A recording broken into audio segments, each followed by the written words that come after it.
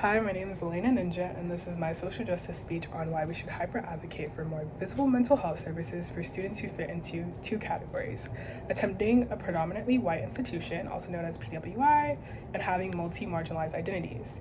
Here's a personal anecdote I'd like to share. Context: it took place at a PWI, SDSU to be specific. I was having a conversation with my roommate, and her friend said, "I couldn't imagine being a black girl here.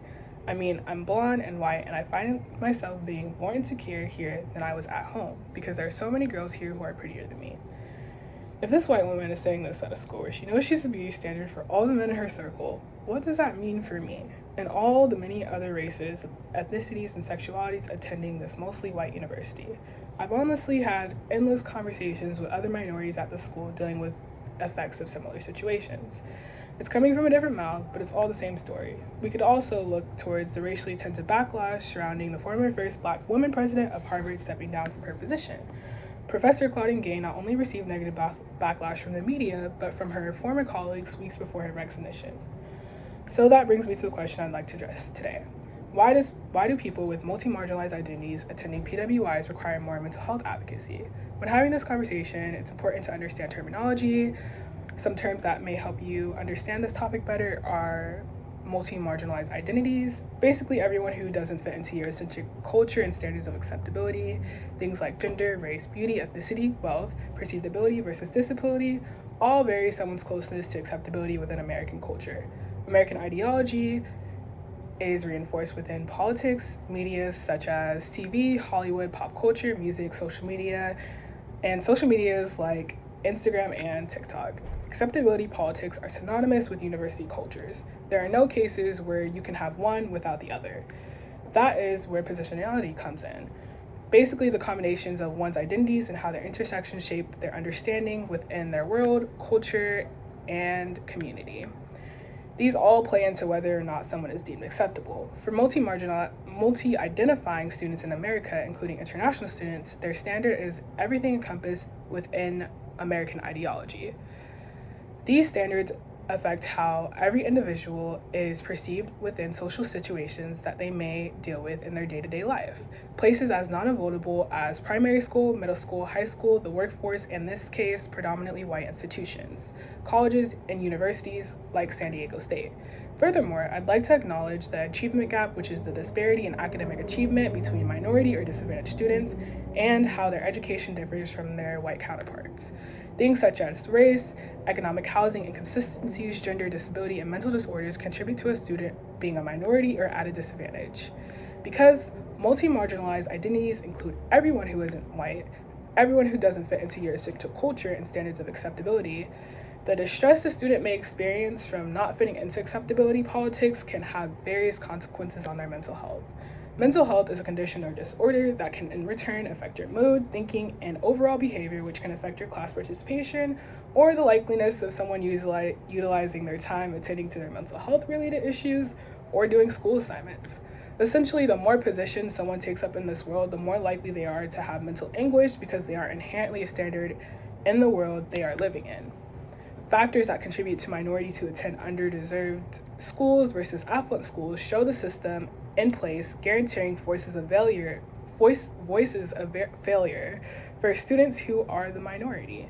That's why this conversation is so necessary to have, and that's why it's important to advocate for culturally responsive education and training that acknowledges the diverse experiences of marginalized students. To understand the significance of mental health, we have to understand the word stigma. Stigma means a mark of disgrace associated with particular circumstances and situations like mental health. I dealt with my own mom denouncing my mental health until it got so bad to the point where we had to do something. It came in the form of therapy, medication, yoga, meditation, and lots of hours of researching on Google.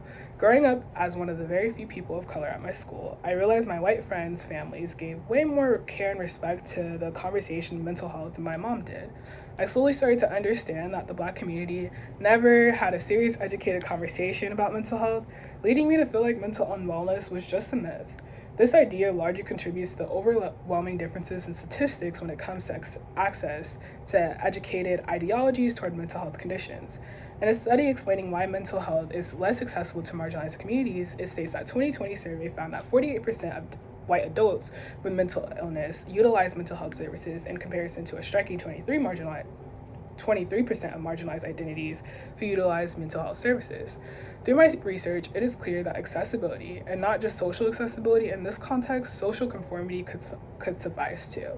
But specifically the accessibility to healthcare and mental services. This lack of acts as a big disservice when it comes to minorities accessing adequate education and healthcare for mental illness. Mental illness is just as important as any health issues such as physical illness. In fact, some mental illnesses can manifest themselves as a physical symptom. Lack of access to service, transportation, mistrust of providers, and stigma all play in whether or not someone has the right position to access adequate doctors who give a variety of therapy or health services or even access to overall positive stigma. And it's really upsetting that it's been this way throughout American history because multi-marginalized identities are 78% more at risk than for mental illness. It's almost like people who share the same skin variation as me attend PWIs systematically and not set up to succeed in mostly white institutions before they even get there. Yet only 3% of our nation's higher education institutions are HBCUs, historically black colleges, leaving a lot of minorities little options when choosing universities. Studies also show that queer individuals are at higher risk for mental health issues. Marginalized identities who go to BWI are essentially disadvantaged students. A professional who has a huge impact on this discussion is Dr. Joy DeGruy, a researcher and author who sheds light on intergenerational trauma and how they can inflate the experiences of minority students. She coined the term post-traumatic slave syndrome. In her research, she stresses the importance of understanding historical trauma to explain contemporary issues. Lack of mental health care access is extremely underreported despite evidence proving something needs to be done.